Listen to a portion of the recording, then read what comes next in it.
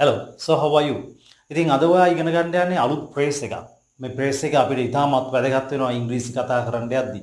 කොහොමද අපි මේ ෆ්‍රේස් එක පාවිච්චි කරන්නේ?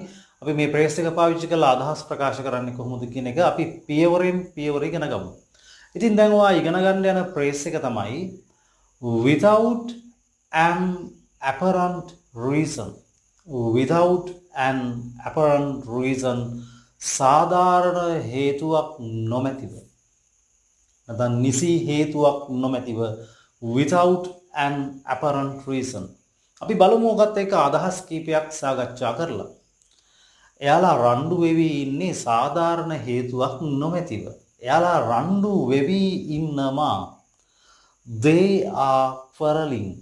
They are quarreling. එයාලා රණ්ඩු වෙවි ඉන්නවා. දැන් ඔයාට එකතු කරන්න ඕනේ සාධාරණ හේතුවක් නැතිව. They are quarreling without an apparent reason. They are quarreling without an apparent reason. එයාලා රණ්ඩු වෙවි ඉන්නේ සාධාරණ හේතුවක් නොමැතිව. සාධාරණ හේතුවක් නැතුව. ඉතින් දෙන්නෙක් ටිකක් නිකරුණේ රණ්ඩු වෙනවා. හරි සාධාරණ හේතුවක් නැතුව රණ්ඩු වෙනවා ඔයාට පේනවා. එතකොට ඔයාට කියන්න පුළුවන් එයාලා රණ්ඩු වෙවි ඉන්නේ සාධාරණ හේතුවක් නැතිව. සාධාරණ හේතුවක් නොමැතිව. අපිට කියන්න පුළුවන් මෙහෙමත් අදහසක්. ඔහු මට අපහාස කරේ සාධාරණ හේතුවක් නොමැතිව. ඔහු මට අපහාස කරේ සාධාරණ හේතුවක් නොමැතිව. ඔහු මට අපහාස කරා යන අදහස දෙන්නේ he insulted me. He insulted me. මේ අදහස මම වීඩියෝස් කීපයකම කියලා තියෙනවා. සෑහෙන වීඩියෝස් වල ඔය අදහසත් මම කියලා ඇති. He insulted me කියන එක.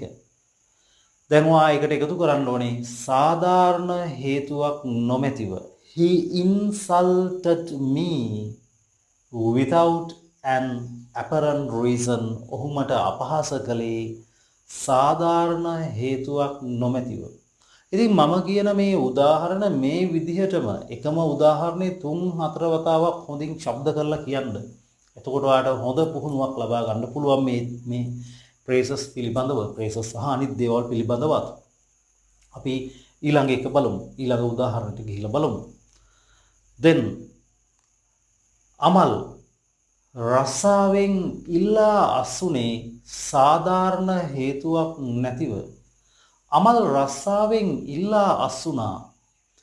Amal resigned from the job. Amal resigned ඉල්ලා අසුනා resigned from the job. රස්සාවෙන් සාධාරණ හේතුවක් නොමැතිව without an apparent reason. පැහැදිලිද උදාහරණේ? Amal resigned from the job without an apparent reason. Amal රස්සාවෙන් ඉල්ලා අසුනේ සාධාරණ හේතුවක් නොමැතිව. right. එහෙනම් ඔයාලට පැහැදිලි ඇති මම මේ එකින් එක සරලව කොටස් අරගෙන පැහැදිලි කරපු උදාහරණ තුන. අපි තව කීපයක් සාකච්ඡා කරලා බලමු. ලංකාවේ කෙනෙක් එක්ක හරි විදේශ රටක කෙනෙක් එක්ක හරි ඔයාට නිවැරදිව ඉංග්‍රීසියෙන් කතා කරන්න පුළුවන්ද? සම්මුඛ පරීක්ෂණයකට ගියපුවාම ඔයාගේ අදහස් ඉර වෙන්නේ නැතුව නිවැරදිව ඉංග්‍රීසියෙන් කතා කරලා සාර්ථකව ඒ සම්මුඛ පරීක්ෂණයකට මුහුණ දෙන්න ඔයාට පුළුවන්ද? ඒත් එක්කම ඔයාගේ කාර්යාලයේදී ඊමේල්ස් එක නිවැරදිව ඔයාට ඉංග්‍රීසියෙන් ගනුදෙනු කරන්න පුළුවන්ද? එහෙම ඔයාට අපහසු නම් ඔයාගේ ඒ ගැටලු වලට සාර්ථක විසඳුමක් හොයාගන්න පුළුවන් මගේ අලුතෙන්ම පටන් ගන්න මාස 4 ඔන්ලයින් ඉංග්‍රීසි පාඨමාලාවට සම්බන්ධ වීම තුලින්. මෙම ඉංග්‍රීසි පාඨමාලාව මාර්තු මාසයේ 10 වෙනිදා ඒ කියන්නේ බ්‍රහස්පතින්දා රාත්‍රී 9:30ට ආරම්භ වෙනවා. මෙය මාස 4ක පාඨමාලාවක්. අඟහරුවාදා බ්‍රහස්පතින්දා සෙනසුරාදා යන දවස් 3ෙම රාත්‍රී 9:30 සිට 11:30 දක්වා පැවැත්වෙනවා.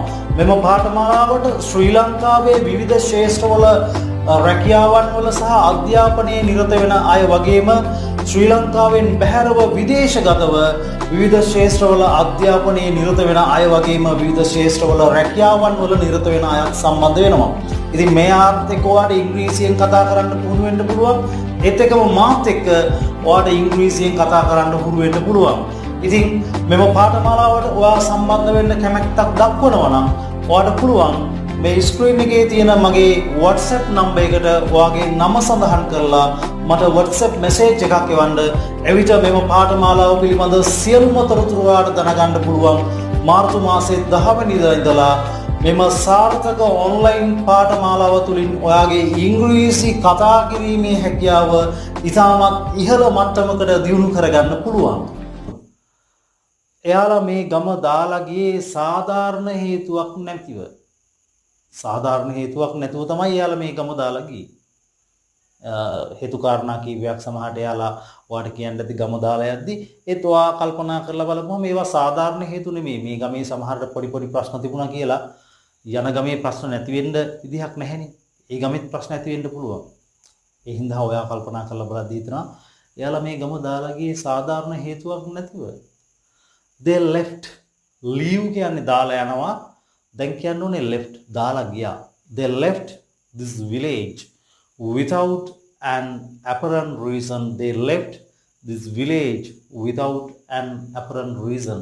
එයාලා මේ ගම දාලා ගියේ සාධාරණ හේතුවක් නොමැතිව. සාධාරණ හේතුවක් නැතිව.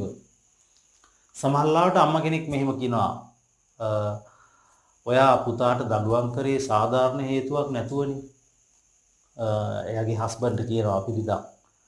නැත්නම් දරුවෙක්ගේ තාත්තා කෙනෙක් ඒ දරුවට දඬුවම් කරා. එතකොට අම්මා කියනවා ඔයා පුතාට දඬුවම් කරේ සාධාරණ හේතුවක් නැතුව. ඔයා පුතාට දඬුවම් කරා. you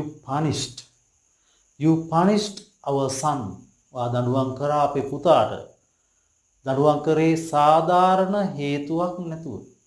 you punished our son without an apparent reason.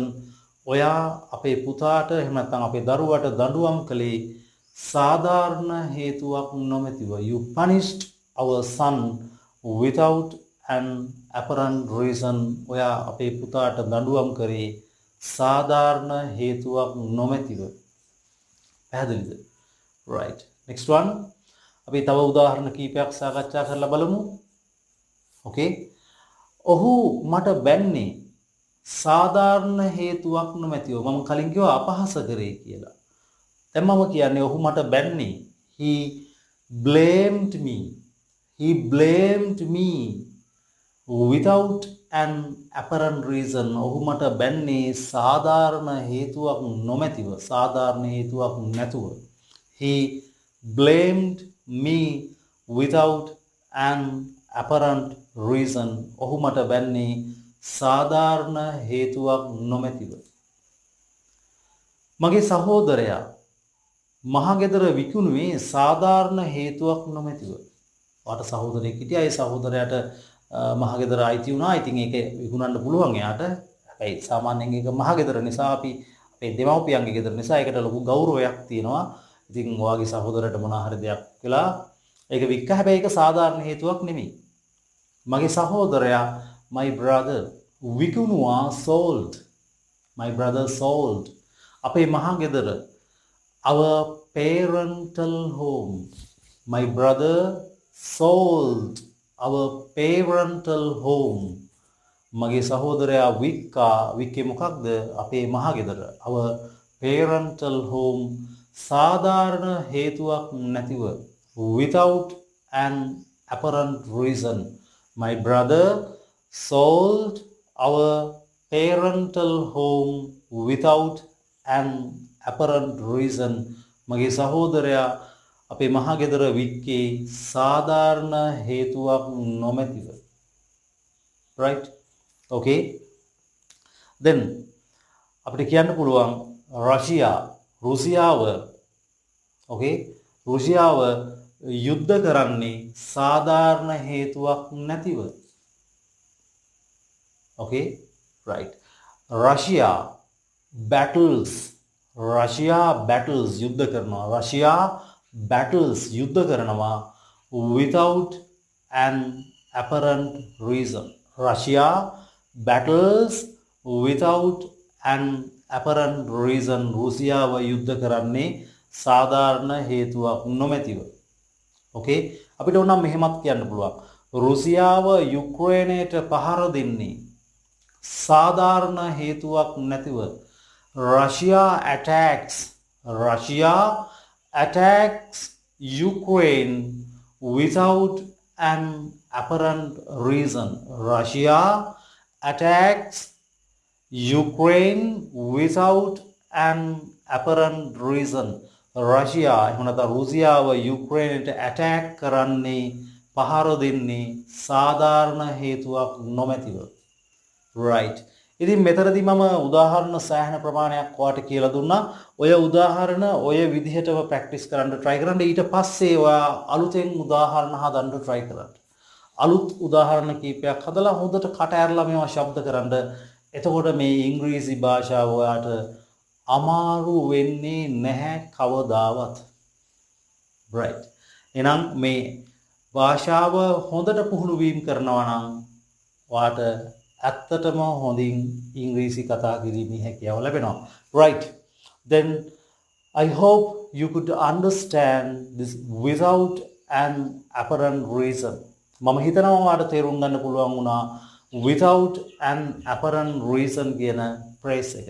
So we will meet with another phrase like this that will be very very important to your day to day life. So goodbye.